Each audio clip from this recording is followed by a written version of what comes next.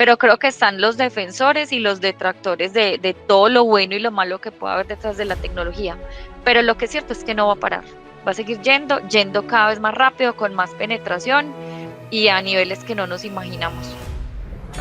Historias, anécdotas y relatos en Conecta. Feel the Pulse Podcast.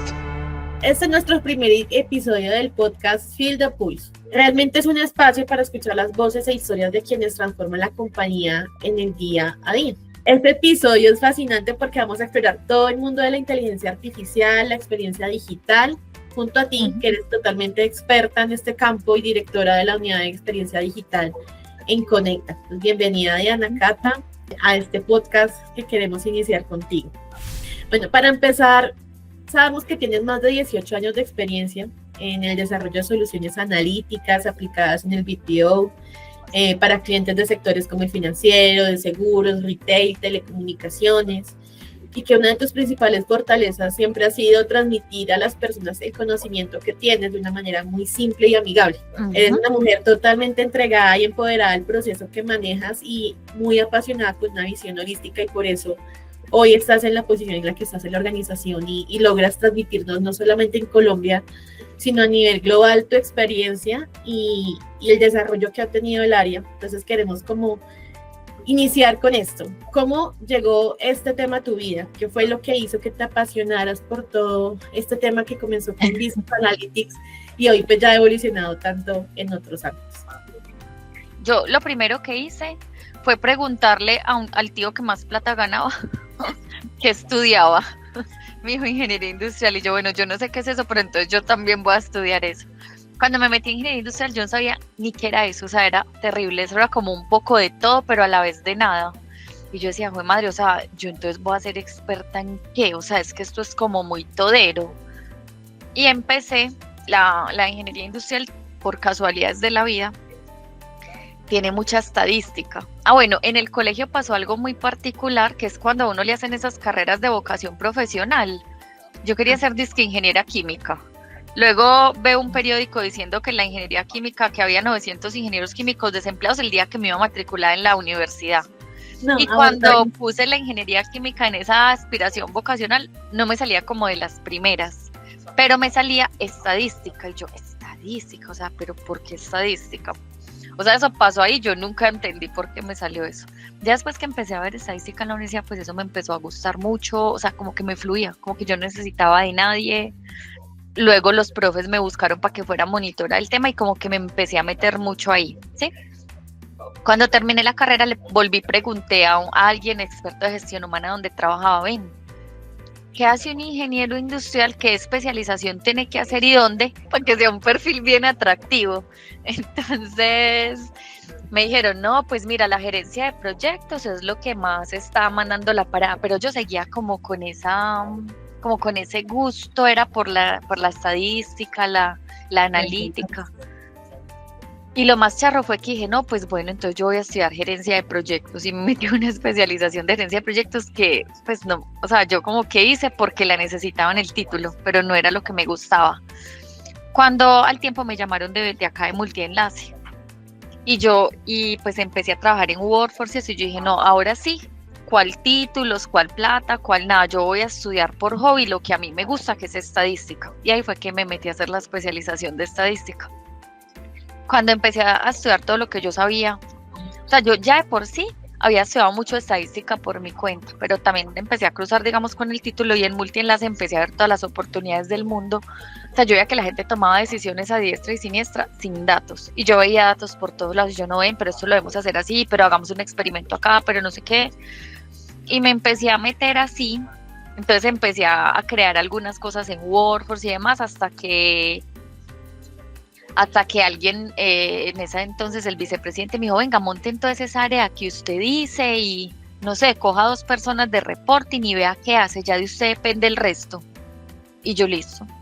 Y empecé a entrenar a estas personas, después ya al tiempo empecé a traer gente más tesa de las universidades, ya me conocían porque había sido monitora, entonces me recomendaban gente.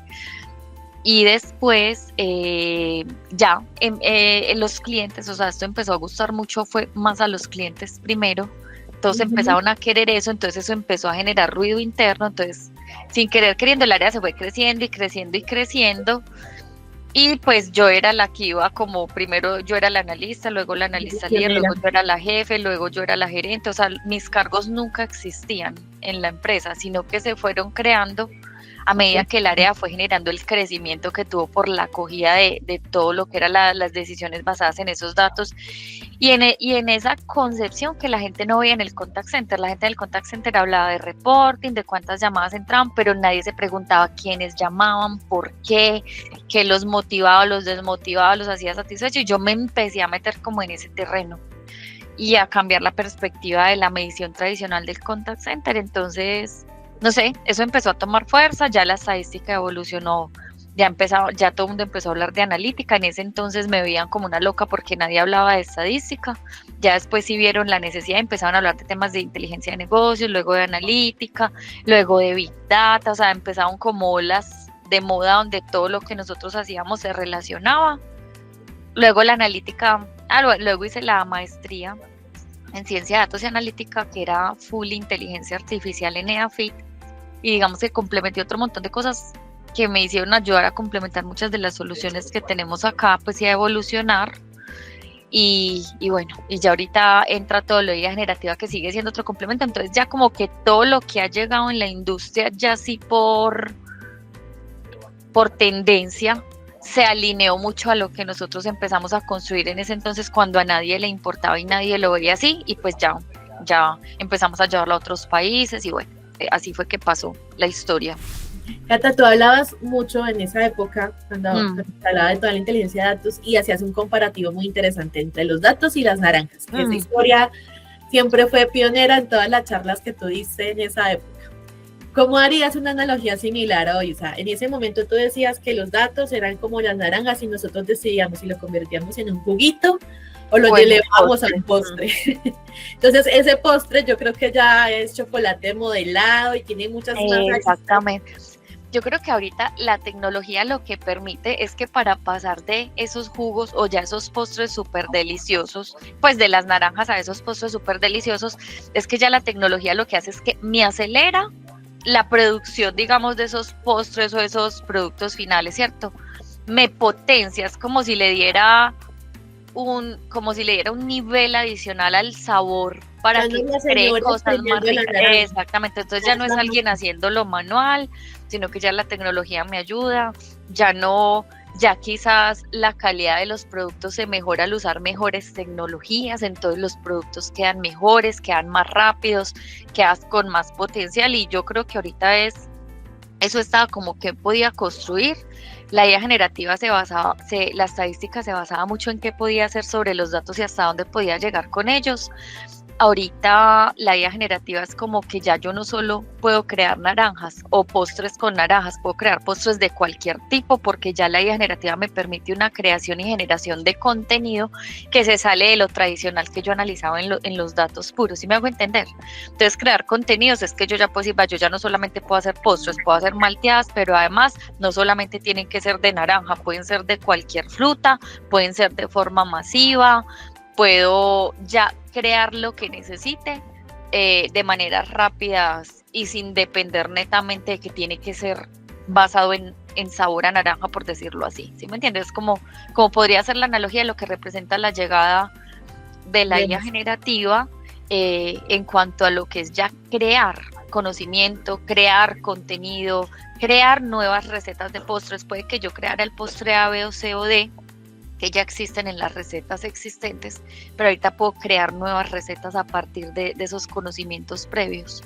De hecho, a nivel de ciencia dice que ya el método científico está cambiando fuertemente, porque es que ya se está creando nuevo conocimiento y eso cambia muchísimos paradigmas en la ciencia. ¿Sí? ¿Cómo cuáles, Cata? Un ejemplo de esos paradigmas. No, yo creo que, mira, un ejemplo que daban chévere es que, por ejemplo, una persona para crear una sola proteína de la, ¿cómo es que se llama eso? Del ADN, pues de la cadena de proteínas, tenía casi que hacer un doctorado y su tesis era la creación de una nueva proteína.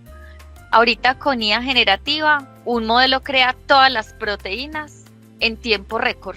y no implica el realizar una persona experta, un posgrado, una investigación, un montón de cosas, sino que ya se crean todas inmediatamente, que son los nuevos modelos de AlphaFold.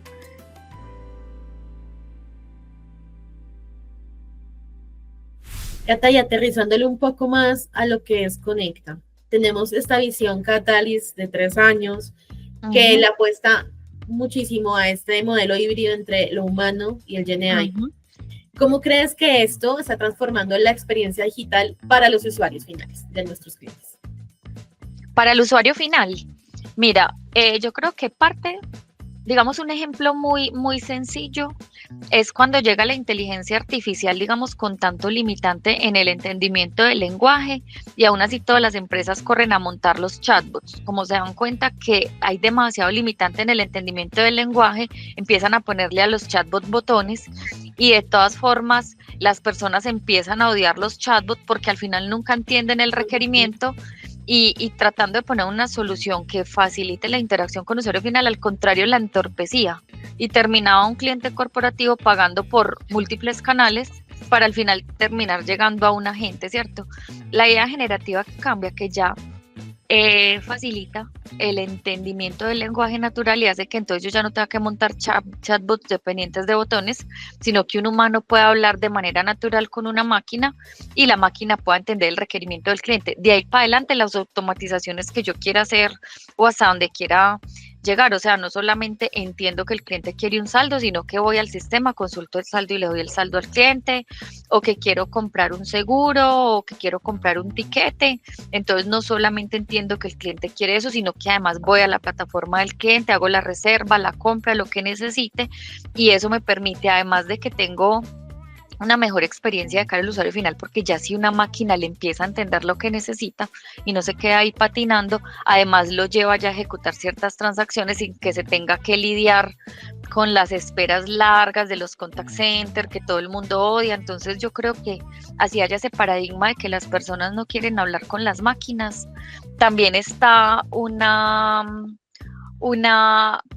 historia pasada de que las personas tampoco quieren hablar con los contact centers, pero si entonces ya encuentras máquinas más avanzadas que te entienden bien, pues ya las personas con seguridad van a preferir hablar con esas máquinas antes de que irse a largos tiempos de espera y repetición y transferencia en el contact center. Cata, y ahí cómo se maneja el tema, por ejemplo, de empatía, que es como uno de los puntos álgidos de esta conversación, ¿no? Porque claro, estamos hablando que no sea un cíclico, que no me entorpezca mi proceso, y pues con esto que nos cuentas claramente eso ya está mitigado. Pero ¿cómo lidiar con la emoción del usuario final a través de una máquina? Lo que pasa es que estas tecnologías ya son tan especializadas que hasta parecen humanos, pues tienen empatía. Mira que esta semana yo le preguntaba, estaba creando esas imágenes Ghibli de ChatGPT. Entonces ChatGPT me dijo, no, ya has creado muchas y tengo que esperar no sé qué para crearte la nueva imagen. Y yo, bueno, no, pero mira, vas a quedar hermosa, dime más o menos cómo te imaginas la imagen. O sea, y yo era como, listo, no te preocupes, entonces en 15 minutos que ya pueda volver a correr, te aviso, pero va a ser espectacular. Pues me decía unas cosas como estoy hablando con una persona, y yo, ay, ¿tú qué es esto tan horrible? Pues hasta me hacía sentir bien la máquina esa, y yo, entonces mira que de alguna manera es que eso ya es un entendimiento que va más allá de solamente entender como máquina y responder como máquina, sino que por la misma capacidad y creatividad que esto tiene, le responde al usuario, se adecua al tono. Mira que lo que estamos haciendo con Speech Analytics, ya con IA generativa podemos leer la tonalidad, la rapidez, medir eso que tanto impacta, por ejemplo, en la venta que está haciendo el agente a usuario final, dar recomendaciones a la gente de cómo debería ser su manejo de la llamada para lograr más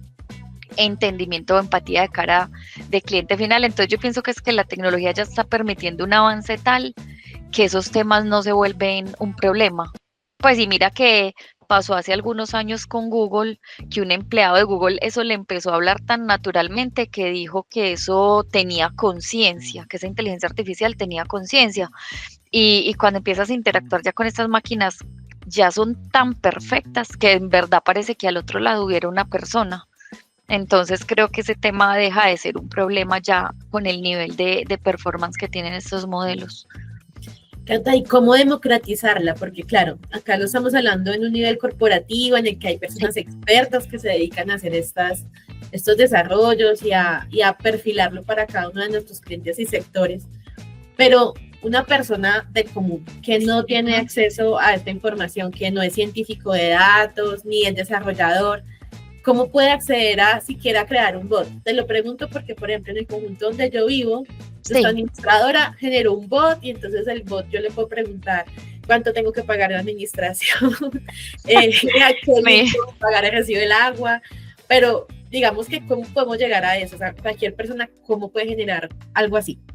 Mira, ya, o sea, yo creo que eso ya, la democratización existe desde el momento en que OpenAI decidió ponerle ChatGPT a todo el mundo. ¿Sí me entiendes? Esa es una parte que generó una democratización a nivel individual, digamos, nunca antes vista, más allá de lo que luego nosotros pudiéramos aplicar, digamos, en entornos empresariales.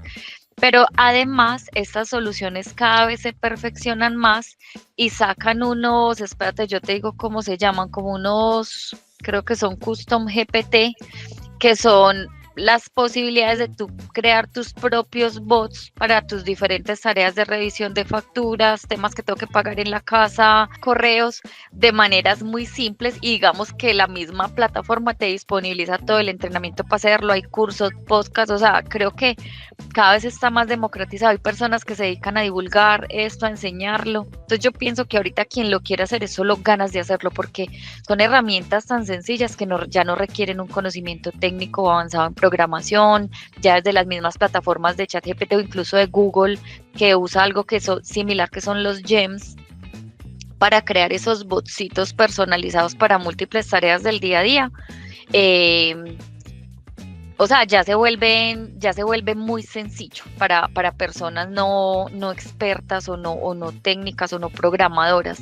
Entonces yo creo que el cómo la humanidad debería aprovechar esto, creo que no es más que un tema de ganas y de meterse a usarla, porque las personas del futuro o los empleados del futuro que maximicen sus capacidades con esta tecnología, que maximicen su productividad con esta tecnología, van a, digamos, a marcar la diferencia en lo que es el talento en una empresa, ¿cierto? Una empresa, tú tienes la persona A y la persona B superpotenciada con IA generativa que te hace 10 veces lo que la A no ha querido hacer, pues van a contratar a la B, ¿sí me entiendes? Entonces, creo que también es un llamado de todos, no solamente a lo que a nivel individual puedo hacer para la vida personal, sino a lo que, pues yo a ChatGPT le pregunto de todo, o sea, de todo yo. O sea, no sé, tengo el perrito y yo ven qué comida le puedo dar mejor a este perrito pesa tanto, ¿cuántos crees que va a pesar en un mes? Mira la foto, o sea, cosas de ese tipo. Y entonces, ¿qué me recomiendas que le debería dar? Pues cosas así. Entonces, creo que uno lo puede usar en cualquier campo. Ahora imagínate usándolo en las funciones pues, del día a día de la oficina. Va a ser uno más productivo. Claro.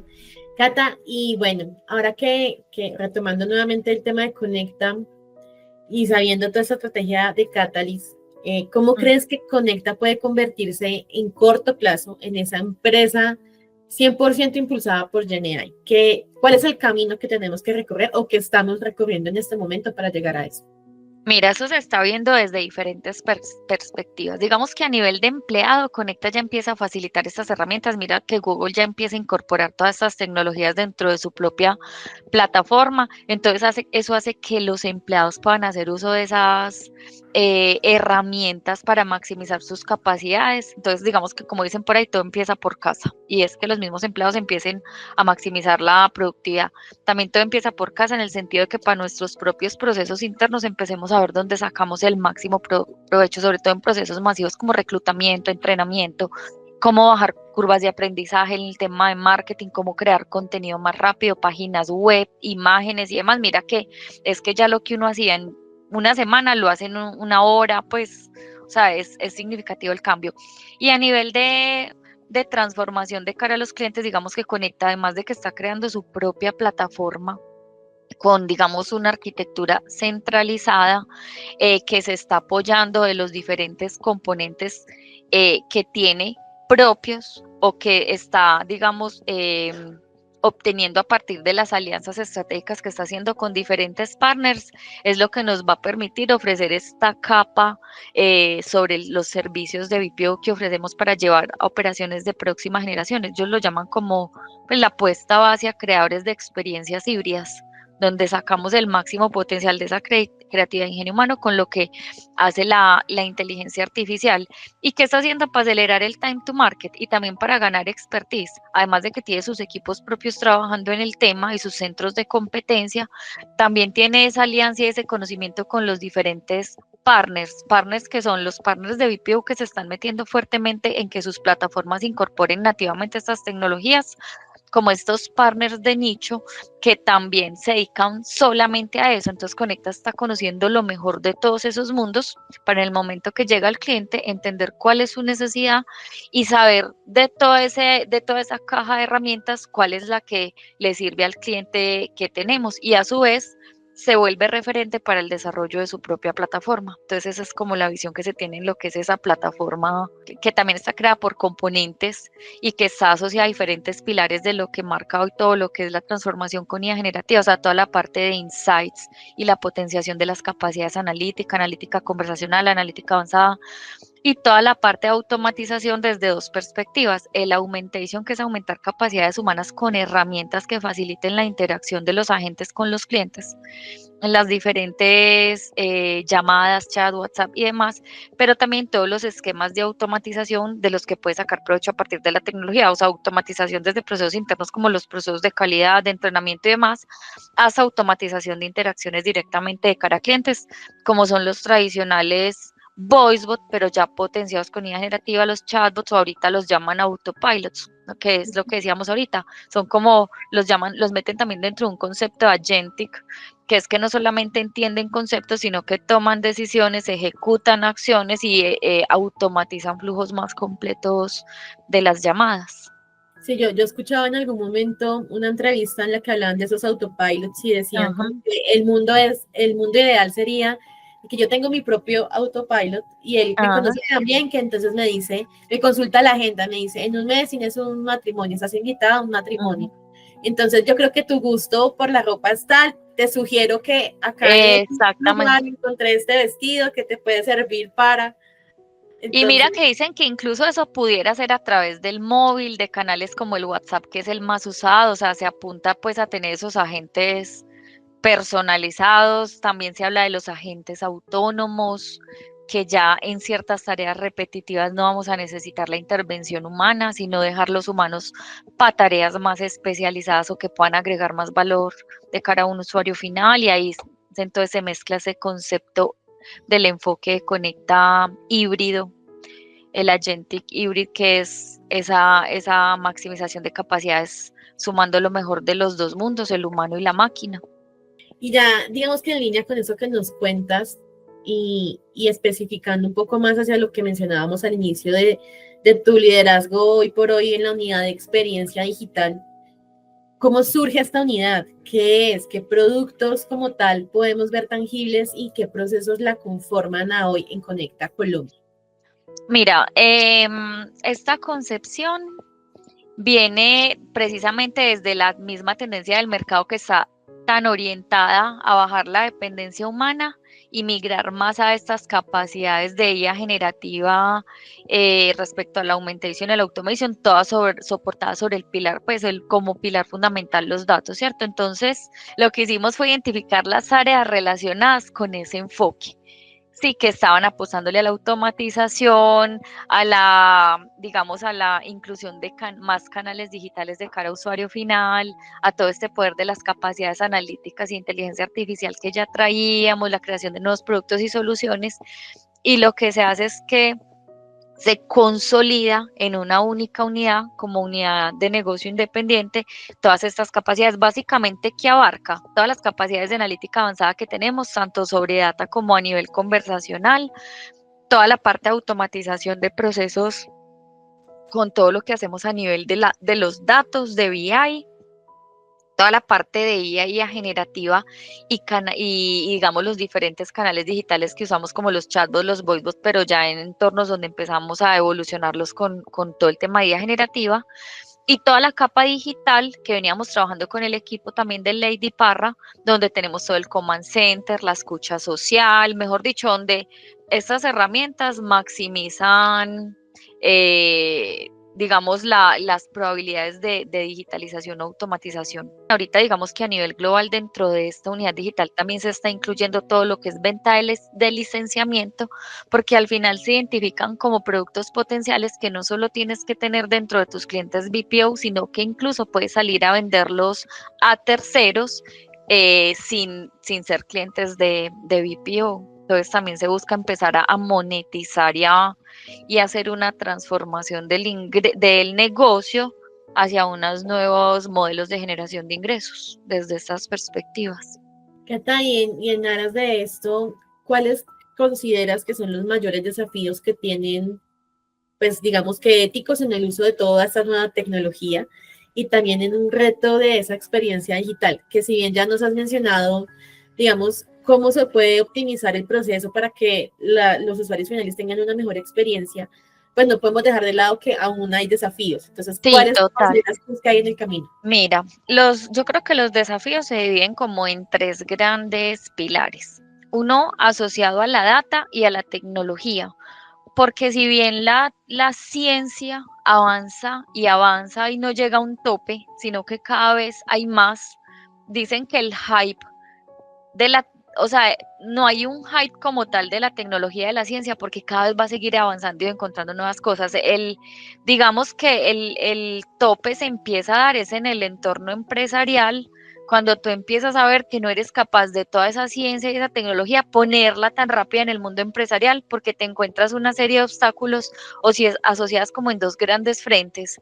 La madurez tecnológica, las tecnologías que ya traían las empresas que muchas veces empiezan a ser obsoletas y a generarte cuellos de botella cuando ya necesitas hacer integraciones y digamos conexiones diferentes para sacarle el máximo provecho a estas tecnologías de IA generativa y la data porque empiezas a darte cuenta que la data que tienes no es como la necesita la IA generativa para ser explotada, te toca hacer nuevos procesos de preparación, de transformación, incluso de recolección de nueva data, entonces eso te genera un desafío importante para poder avanzar rápido en el potencial que te puede dar la tecnología. Y entonces eso hace que no logres ver los retornos de inversión inmediatos y eso hace que las empresas empiecen a volverse temerosas de seguir invirtiéndole al tema. Entonces, más el limitante se puede dar por ese lado que por lo que es el hype y la evolución a nivel de tecnología y ciencia.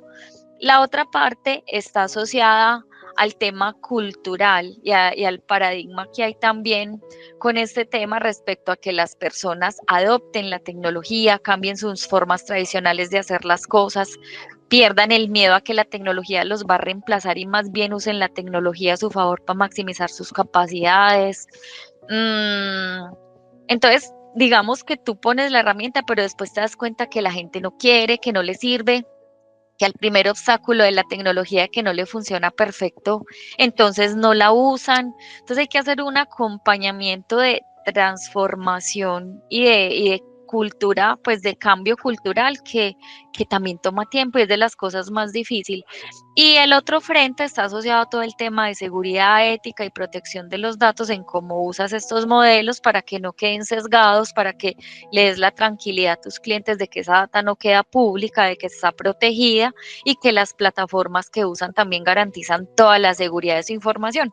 Entonces, esto implica que los clientes tengan que hacernos ciertas transferencias de data, darnos ciertos permisos de conexión a sus propias aplicaciones para poder sacar todo el potencial de las diferentes funcionalidades y el cliente se empieza a poner temeroso y a decirte, no, pero conectar no, no, pero la data en tu entorno no. Entonces, empiezan a generarse esos otros obstáculos desde esa perspectiva como el miedo, la seguridad y todo eso que también limitan un poco el uso en el entorno empresarial, lo hacen que no sea tan acelerado al mismo ritmo que va la evolución tecnológica.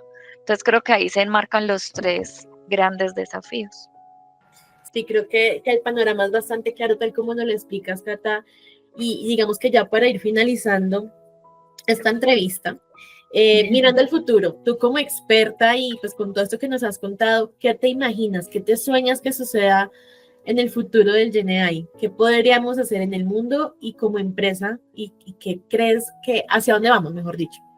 Sí, mira, yo creo que, a ver, digamos que el futuro está muy incierto y hay, digamos, cierto temor por lo rápido que está yendo la tecnología. Existen diferentes paradigmas, pues, o a ver, diferentes, no paradigmas, diferentes percepciones de lo que va a pasar, de lo rápido que vamos a llegar a una inteligencia artificial general que ya prácticamente supere y haga todo lo que los humanos hacen, ¿cierto?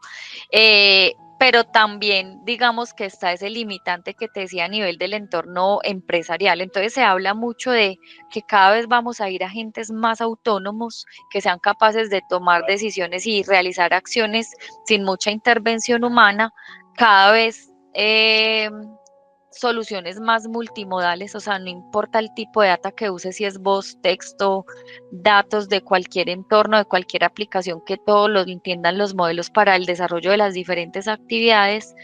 Pero yo pienso que todavía estamos en ese camino de el idealismo que hay hacia dónde vamos y esos sueños hacia esa IA general y no, la realidad de nuestros negocios, nuestros procesos, nuestros agentes y la complejidad que tienen, que todavía no es tan sencillo y tan rápido. Pero lo que sí es cierto y lo que se teme es que esto va a cambiar el mundo, esto va a cambiar los trabajos, incluso por ahí se habla de una renta universal, porque quizás sí puede darse una pérdida de empleos importantes y entonces se hablan de mecanismos para proteger la humanidad, ¿cierto?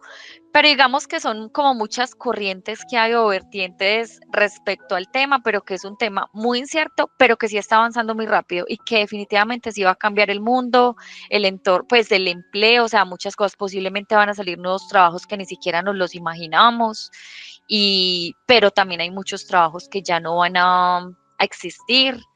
Entonces yo creo que lo que hay que hacer es ir rápidamente acogiéndose a estos cambios, sacando el mayor provecho dentro de lo que tenemos y creo que ya por fin el gobierno se ha metido en este cuento, a ver la importancia de establecer las regulaciones y a ver cómo vamos a manejar y también a proteger la humanidad ante lo que pueda pasar.